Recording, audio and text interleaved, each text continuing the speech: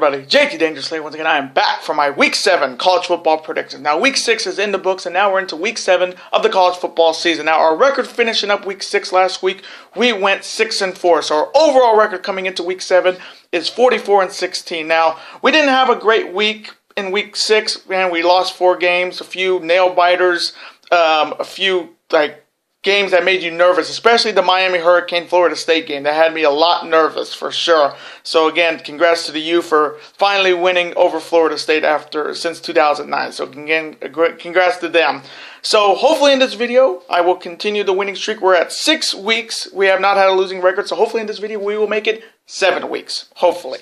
Now, before I begin, I do want to thank you guys so very much for watching all the videos up until this point. And, of course, thank you guys for watching last week's college football predictions. Again, you guys blew it up as usual on this channel when it comes to college football. You guys blew it up to 1,168 views. So, again, thank you guys so very much for watching last week's predictions. Over 15 likes. So, again, thank you guys for super kicking that like button. And we had over 50 comments from die-hard college football fans. So, again, thank you guys so very much for watching last week's college football predictions. Now, if you have not checked out my other 4 videos that I put up today on the channel, definitely go check them out. This is the 5th video out of 6. So, again, hopefully you guys will watch all 6 videos that I put up today on the channel. Now, we are at 200 plus subscribers on the channel, so I do want to thank you guys so very much for supporting the channel. To new subscribers, thank you guys for super kicking that subscribe button, and welcome to the Dangerous Alliance. It is great to have you guys here. And to my longtime subscribers, thank you guys for sticking around, and as always, killing it. Now, this is your first time watching my channel as a first-time viewer, and this is your first video. Boy, you picked a good one if you're a college football fan. Welcome to the Dangerous Alliance. I am JT Dangerously. Welcome to the club, because this club is just... whoop, whoop. Again, thank you guys so very much. Now, other than that, let's get right into these Week 7 predictions. Now, I'm going to start off with the first matchup. It is a Big 12 battle between the number 24th ranked Texas Tech Red Raiders heading to Morgantown to face the West Virginia Mountaineers. Now, the Texas Tech Red Raiders are coming in 4-1.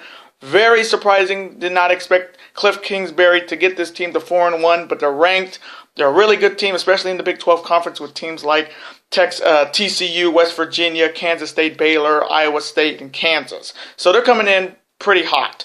Then on the other side, you have West Virginia, who's coming off a tough loss to TCU on Saturday. They lost only by 7, but they did give TCU a run for their money. So coming from me in this battle, this first matchup, I'm going to take the number 24th ranked Texas Tech Red Raiders to defeat the West Virginia Mountaineers. And now the next battle, another Big 10 battle featuring the number 6 ranked TCU Horned Frogs heading to Kansas State to face the Kansas State Wildcats. Now, the TCU Horned Frogs are the only undefeated team left in the Big 12 Conference after their huge win against West Virginia on Saturday. So they're coming in hot. Kenny, don't call him Trill Hill, has been killing it. He has been killing for TCU, and they're definitely looking good. A lot of people, I did not even expect TCU to be this good this season in the Big 12. And then you have Kansas State, who's coming off a tough overtime loss to Texas on Saturday. So they're coming in a little bit of a hangover, and they're looking to upset a top 5 team in the top 25. So coming from me in this Big 12 battle, man, this one's tough because Kansas State always finds a way to get big wins when it matters most. So coming from me, I'm going to take the number 6 ranked TCU Horned Frogs to defeat the Kansas State Wildcats. And now the next matchup. It's one of my all-time favorites as a Oklahoma Sooner fan. It's the Red River rivalry between the number 12th ranked Oklahoma Sooners versus the Texas Longhorns. Now, this is the 112th meeting between OU and Texas, with Texas leading the all-time series 61, 45, and 5. Now, of course, Oklahoma won the last meeting last year, and Texas is looking to win in this meeting for the first time since 2015. Now, starting off with Oklahoma, they're coming off maybe their worst embarrassing loss on Saturday against Iowa State, and now that knocked them down from what they were number 4 to now number 12. So losing that game was not good. Again, it's better to get that loss out early, but it definitely hurt the Oklahoma Sooners. Of course, it did not hurt Baker Mayfield's Heisman status. Again, I still think Saquon Barkley from Penn State is now the front runner to win the Heisman, but this does not affect Baker Mayfield in his Heisman race. He's easily going to be 2nd or 3rd in the race. But again, Lincoln Riley, this is his first year with the Sooners. There were going to be some speed bumps. And Iowa State was that at home. So they're looking to get back on track in this Red River rivalry. And then you have the Texas Longhorns who are coming off a big win in overtime against the Kansas State Wildcats in overtime. So they're trying to come in, trying to beat Oklahoma for the first time in 2 years in this rivalry. So this one's always been my favorite rivalry when it comes to Big 12 football with OU and Texas. You got great players. You had great coaches like what's the name for Texas? You got Bob Stoops, and you got Mac Brown. You had Colt McCoy and Sam Bradford.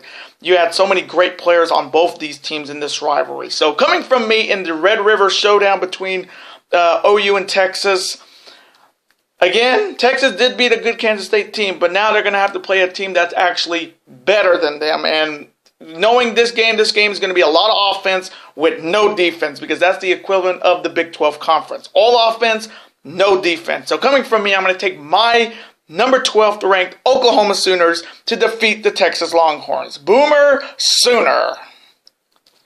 And now the next battle. Now we're into the SEC, and it is an SEC battle between the number 10th ranked Auburn Tigers heading to Death Valley to face the LSU Tigers. Now, this is the 52nd meeting between Auburn and LSU, with LSU leading the all-time series 28-22-1. Now, Auburn won the last meeting last year, and LSU is looking to win in this meeting for the first time since 2015. And it is the Battle of the Tigers. Now, Auburn's coming off a big win on Saturday. They're coming in 5-1. They've only lost one game this season. And coming from me, in the SEC West, they are the team that could give Alabama a run for their money at the Iron Bowl. So Auburn is a really good team. Gus Malzahn is doing a fantastic job at Auburn. Then on the other side, you have the LSU Tigers who are coming off a big 1-point win over the Florida Gators on the road. Ed Orgeron got it done for the Tigers after that embarrassing loss weeks ago against Troy. So they're coming in with some confidence. They're coming in at home. It's Death Valley. You know, when it comes to Baton Rouge, you know it's going to be loud as fuck. So coming from me in the Battle of the Tigers, man, this one's tough because LSU is pretty okay at home, but they struggle a lot. Definitely, it's going to be a very rough year for Ed Orgeron in his first year. The effects of Les Miles not being there definitely shows. So coming from me in this SEC battle, I'm going to take the number 10 ranked Auburn Tigers to defeat the LSU Tigers. War Eagle! And now the next battle, an American Athletic rivalry matchup featuring the number 25th ranked Midshipmen of Navy heading to Memphis to face the Memphis Tigers. Now, this is my first time talking about Navy. Again, when it comes to Army Navy, I'm always Navy. Go Navy, beat Army. And seeing this team, they're maybe the best team in the American Athletic Conference at 5-0. They always go with that very different, their different offense. I think it was the wishbone offense. I think it's still the wishbone offense at Navy. But this team has been pretty good. They're looking to continue military success against like Air Force and Army. But Navy is looking good this season, and they deserve to be at number 25 at 5-0. Then you have the Memphis Tigers who are coming in 4-1 after that lone loss to UCF a few weeks ago. So Memphis, again, is maybe Navy's toughest competition in the American Athletic West Division. So coming from me in this very interesting battle, man, this one's really tough because I don't know a lot about Navy. I just watch a lot of Army-Navy games when it comes to December. So coming from me, you know what? I'm going to go with the number 25th ranked Navy Midshipmen to defeat the Memphis Tigers. And now the next battle, a Big Ten rivalry battle featuring the number 9th ranked Ohio State Buckeyes heading to Lincoln to face the Nebraska Cornhuskers. Now the Ohio State Buckeyes are coming off a big win against, I think it was Maryland. Like, they blew them out. They blew them out completely. JT Barrett had a great game. Urban Meyer's getting this team back in charge after that lone loss to my Oklahoma Sooners. But again, that definitely hurt. That definitely hurt the stock for Ohio State to get to the college football playoff. That loss to Oklahoma, and then Oklahoma losing to Iowa State. So that definitely hurts Ohio State's chances. But being in the Big Ten East Division with teams like Penn State, Ohio State, Michigan, Sparty, Maryland, and Rutgers, definitely they're one of those four teams that can win the Big Ten East Division. Then on the other side, you have the Nebraska Cornhuskers who are coming in 3-3. Like I said in my last predictions, Nebraska is just looking to get to 6 wins and get to a bowl game. They're not looking to win big-time games. Again, they beat Ohio State. It'd be the first time in a while they have beaten a top 10 team. So coming from me in this Big Ten rivalry battle, I am taking the number 9th ranked Ohio State Buckeyes to defeat the Nebraska Cornhuskers. OHIO. And now the next matchup, a Pac-10 rivalry battle featuring the now unranked Utah Utes heading to Southern Cal to face the number 13th ranked USC Trojans. Now Utah's coming off a embarrassing loss on last week against Stanford, so they're coming in 4-1 and now no longer ranked. So they're looking to get back on track. And then you have the USC Trojans, are coming off a big win, now coming in 5-1.